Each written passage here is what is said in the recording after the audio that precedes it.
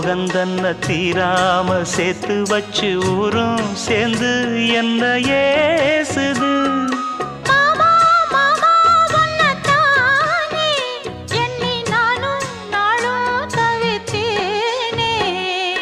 கூண்டுக்குள்ள என்ன வச்சு கூடி நின்ன ஊற விட்டு கூண்டுக்குள்ள போனதென்ன கோலக்கிளியே.